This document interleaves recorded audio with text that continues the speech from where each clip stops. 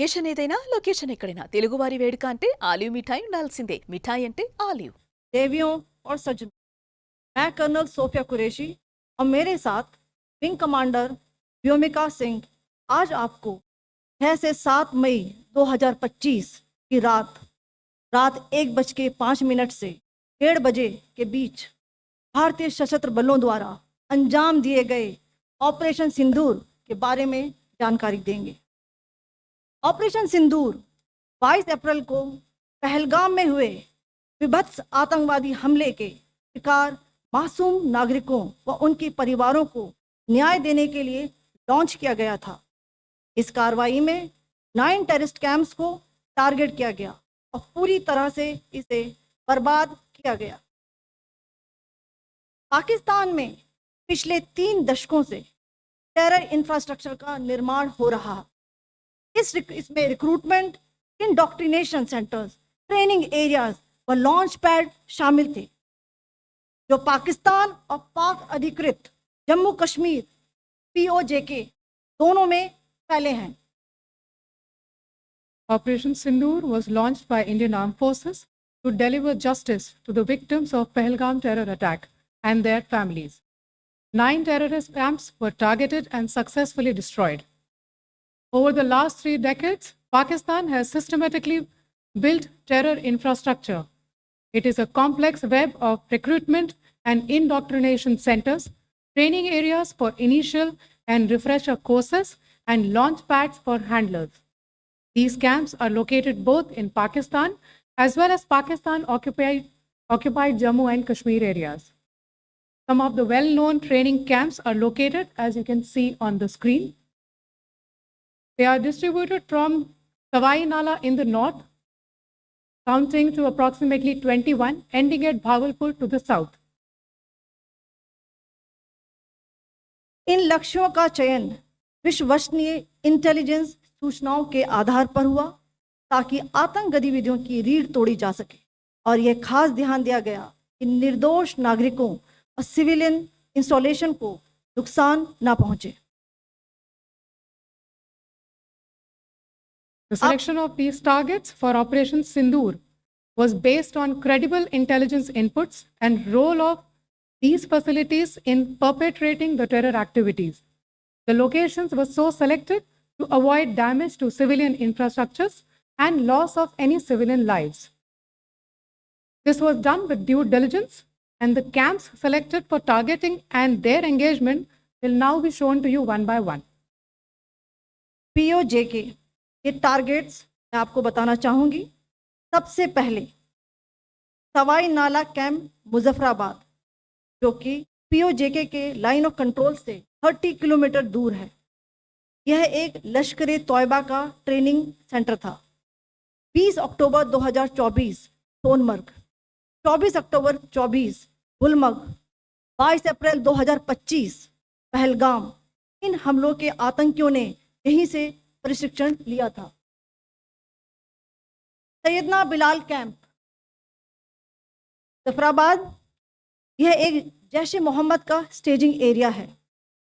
यह हथियार, विस्फोटक और जंगल सर्वाइवल ट्रेनिंग का केंद्र भी था।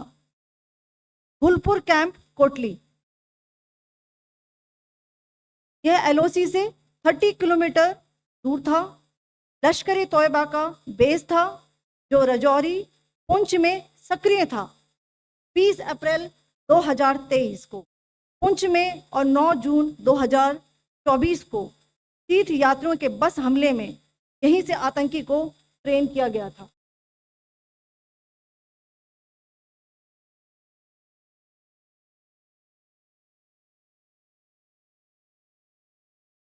बरनाला कैंप भिंबर, ये LOC से 9 किलोमीटर दूर है।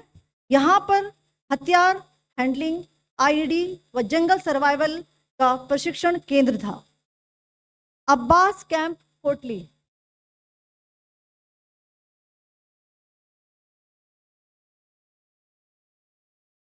यह LOC से 13 किलोमीटर दूर है। लश्कर तोयबा का फिदाइन यहाँ तैयार होता था। इसकी कैपेसिटी 15 टेररिस्ट को ट्रेन करने की थी।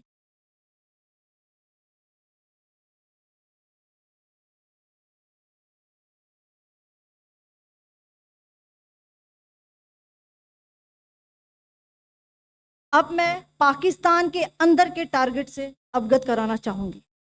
पहला, सर्जिकल कैंप सियालकोट।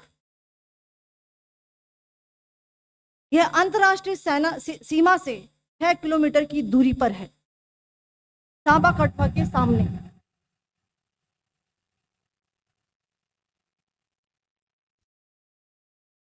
मार्च 2025 में जम्मू एंड कश्मीर पुलिस के 4 जवानों को जो हत्या की गई थी, उन आतंकवादियों को इसी जगह पर ट्रेन किया गया था। दूसरा, महमूना जाया कैंप सियालकोट। यह 18 से 12 किलोमीटर आईबी से दूर था। हिजबुल मुजाहिदीन का बहुत बड़ा कैंप था। ये कठुआ जम्मू क्षेत्र में आतंक फैलाने का नियंत्रण केंद्र था। पठानकोट एयरफोर्स बेस पर किया गया हमला भी इसी कैंप से प्लान और डायरेक्ट किया गया था। मरकज ताइबा मुरीद के, यह आईबी से 18 से 25 किलोमीटर दूरी पर है। 2008 के मुंबई हमले के आतंकी भी यहीं से प्रशिक्षित हुए थे। अजमल कसब और डेविड हेडली भी यहाँ ट्रेन हुए थे।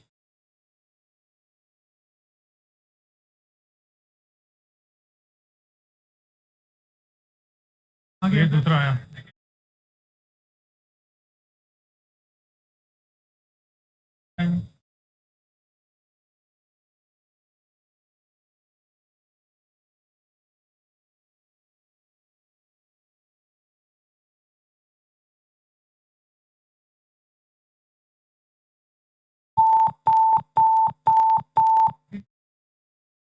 एंक्लोजर सेम ही है।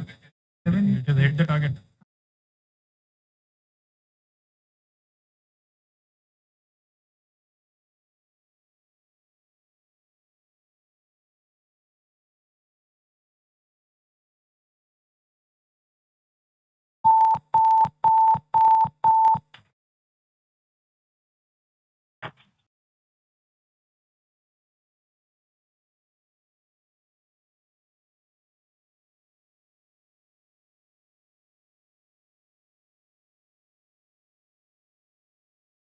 मरकज सुभान अल्लाह भावलपुर, ये इंटरनेशनल बाउंड्री से 100 किलोमीटर दूर है। जैश ए मोहम्मद का मुख्यालय था। यहाँ पर रिक्रूटमेंट, ट्रेनिंग व इंडोक्ट्रिनेशन का केंद्र भी था। शीर्ष आतंकी अक्सर यहाँ आते थे। मैं आप सबको बताना चाहती हूँ कि किसी भी सैन्य ठिकाने का निशाना नहीं बनाया गया और अभी तक किसी तरह की नागरिक क्षति की रिपोर्ट नहीं है। धन्यवाद। जय Hind. The strike on the terror camps were undertaken through precision capability, as shown to you. A niche technology weapons with careful selection of warheads was ensured so that there will be no collateral damage. The point of impact in each of the target was a specific building or a group of buildings.